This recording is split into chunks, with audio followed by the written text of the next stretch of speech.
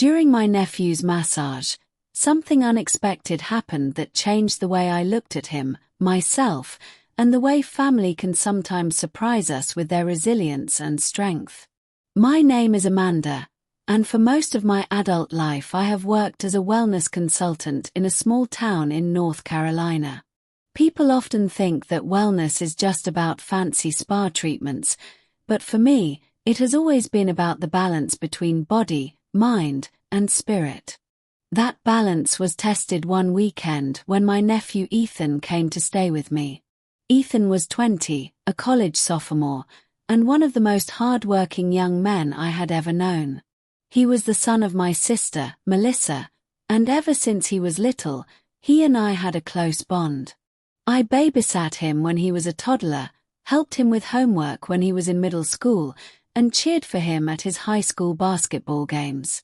But since he started college, our moments together had become rare, and I hadn't really noticed how much he had grown up until he walked into my house that Friday evening with his duffel bag slung over his shoulder.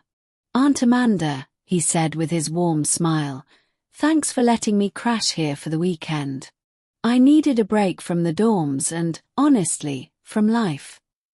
I hugged him tightly, realizing he was taller than me now, and his shoulders were broader. He looked tired, though, with dark circles under his eyes.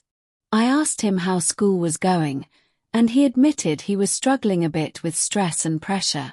His classes were demanding, and he was trying to balance them with part-time work at the campus library. That evening, after dinner, Ethan mentioned how sore his back felt from long hours of sitting at a desk.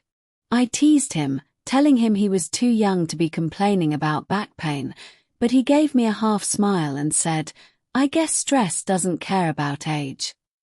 That's when I suggested giving him a simple massage.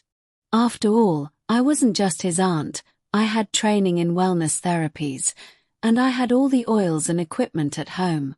At first, he seemed hesitant. "Are you sure?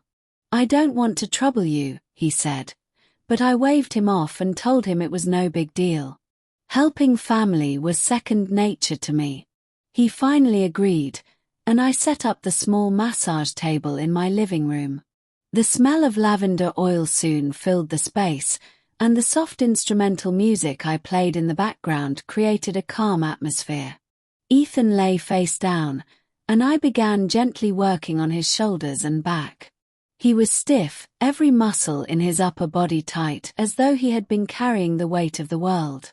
"Wow, you weren't kidding," I said softly, pressing into a knot near his shoulder blade. "You're wound up like a spring." He groaned slightly, half in pain and half in relief. "Feels like I've been carrying textbooks on my back all semester," he joked. I smiled but also felt a twinge of concern. Sometimes we don't realize how much pressure young adults are under until we see it physically showing in their bodies. As I continued, Ethan began opening up in ways he hadn't before. He talked about how isolated he felt at college, even though he had plenty of classmates. He admitted that he sometimes struggled with confidence, especially being away from home. He told me he missed his mom but didn't want to worry her, so he kept most of his struggles to himself. I listened carefully, offering encouragement when I could. "You're stronger than you think, Ethan," I told him. "And asking for help doesn't make you weak. It makes you human." My words seemed to settle something inside him, and as I worked the tension out of his shoulders, he sighed deeply, almost as if he was letting go of more than just physical stress. The massage lasted nearly an hour, and by the time I was done, Ethan looked like a different person. His face was relaxed, his breathing slower, his usual guardedness softened. He sat up, rubbed the back of his neck, and said, "Aunt Amanda, I can't even tell you how much better I feel. Not just physically. It's like a weight has lifted." That night, after he went to bed, I thought a lot about how important it is to check in on the people we love, even when they seem fine on the surface. Ethan's visit reminded me that sometimes what young people need most is a safe space to let down their walls. The next day we spent time walking through the nearby park, cooking breakfast together, and just talking about life.